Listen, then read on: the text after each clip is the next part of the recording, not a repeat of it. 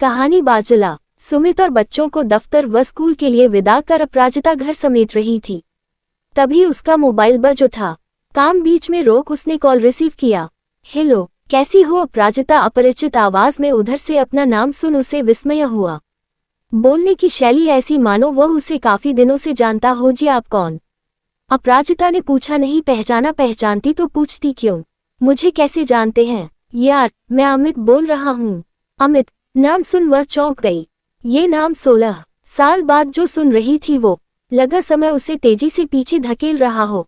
बहुत पीछे उसे याद आ रहा था वो दिन जब वो कॉलेज के बाहर रिक्शे के इंतजार में खड़ी थी और जाने कैसे सामने से अमित आ गया था। दोनों में सामान्य रूप से बातचीत हुई, फिर अपने अपने रास्ते मुड़ गए वे। उस दिन के बाद आज अचानक अमित को फोन पर सुनकर सहसा विश्वास नहीं हुआ उसे। हेलो, कहाँ खो गई तुम? अमित ने फिर पूछा। कहीं नहीं बाबा, मैं कैसे पहचानती? फोन पर पहली बार जो तुम्हें सुन रही हूँ आज। अपराजिता ने हंसते हुए कहा। ठीक है, फिर किसी दिन आराम से बात करेंगे। अभी मुझे भी दफ्तर निकलना है। मेरा यह नंबर सेव कर लेना। कहकर अमित ने फोन काट दिया। अपराजिता ने अमित का नंबर अपने कॉन्टैक्ट लिस्ट में सेव कर रख लिया। वो और अमित पहली कक्षा से ही साथ पढ़े थे। क्लास का सबसे अच्छा और शांत लड़का था अमित, हमेशा सबकी मदद करने को तैयार। उसके अच्छे दोस्तों में सबसे ऊपर अमित का नाम था। जब उसने याद करना शुरू किया तो यादों की कई खिड़कियां खुलने लग गई। करीब 7 साल तक पढ़े होंगे दोनों एक साथ। फिर अचानक अपराजिता को पिता के तबादले के बाद स्कूल बीच में ही छोड़कर जाना पड़ गया था। सभी पुराने साथी उसी स्कूल में छूट चुके थे।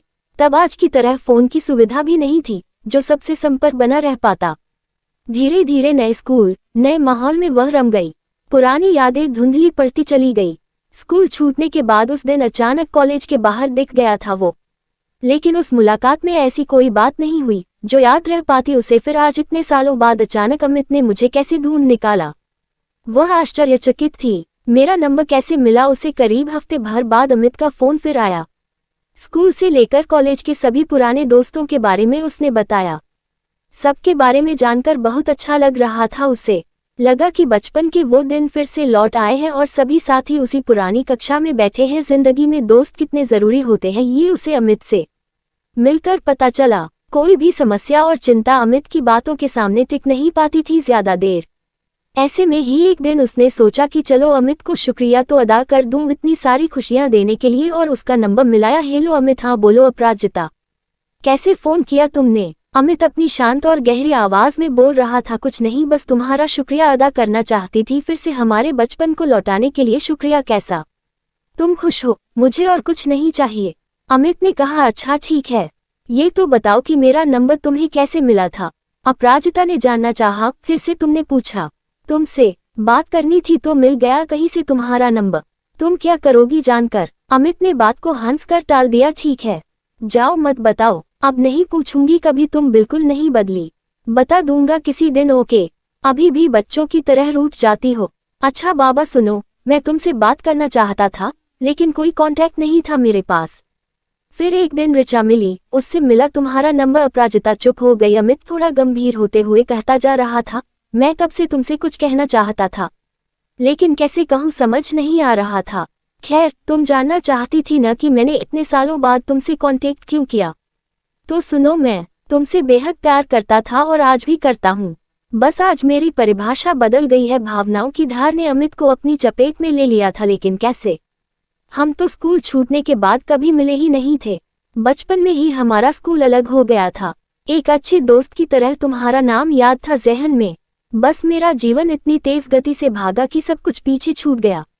अपराजिता संजीदा होती हुई बोली। हाँ, तुमने नहीं याद किया मुझे? नहीं, मुझे कभी देखा था स्कूल छूटने के बाद, लेकिन तुम्हारे जाने के बाद मेरा एडमिशन भी संजोग से उसी शहर के एक कॉलेज में हो गया था जहां तुम रहती थी। मैं तुम्हें रोज देखता था जब तुम मेरी खिड़की के नीचे से होकर कॉलेज जाती थी। बिल्कुल शांत और सौम्य। अमित बोलता जा रहा था मानो इतने सालों तक जबरदस्ती रोका गया कोई बांध टूट पड़ा हो। कहाँ की बात कर रहे हो तुम क्या वहीं होते थे? अपराजिता निःशब्द थी। उसने तो कभी सपने में भी नहीं सोचा था कि वहां अमित हो सकता है। इतने करीब से देखने के बाद भी कभी नहीं टोका तुमने मुझे। ऐसा क्यों किया तुमने अमित? अपराजिता हतप्रभ थी। कुछ समझ नहीं आ रहा था कि क्या बोले वो। कोई इतने सालों तक चुप कैसे रह सकता था। मुझे पता है तुम्हारे मन में अभी क्या प्रश्न उमड़ रहे होंगे। तुम यही सोच रही होगी कि मैंने कभी क्यों नहीं कुछ कहा। तुम्हारा सोचना अपनी जगह सही है, लेकिन मैं भी क्या करता। मुझे डर था कि कहीं हमारे घरवाले हमें नहीं स्वीकार किए तो मैं क्या करूंगा। बेवजह तुम्हारे मन की शांति मैं भंग नहीं करना चाहता था, इसलिए कभी मुंह खोलने की हिम्मत नहीं हुई मेरी। अमित ने अपनी मजबूरी जाहिर करते हुए कहा, कहते हैं कि जो बात अंजाम तक ना पहुंच पाए उसे खूबसूरत मोड़ देकर छोड़ देना ही सही होता है। इसलिए मैं एक अच्छे दोस्त के रूप में हमेशा बना रहा। तुम्हारी नजरों में अपराजिता भावुक हो सुनती रही और कहते कहते रुक गई। तुम एक बार कहकर तो देखते अमित।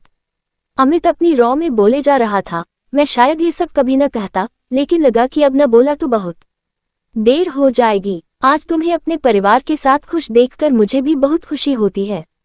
दुआ करता हूँ कि तुम्हें और खुशियाँ मिले। हम हमेशा अच्छे दोस्त बने रहेंगे। आज मेरे प्यार की यही परिभाषा है। हाँ, सही कहा तुमने, आज यही परिभाषा सही है। तुम भी खुश रहना, कहकर अपराजिता ने फोन रख दिया। उसकी आंखों में उमड़ती बदली में पुरानी यादें बहती जा रही थी।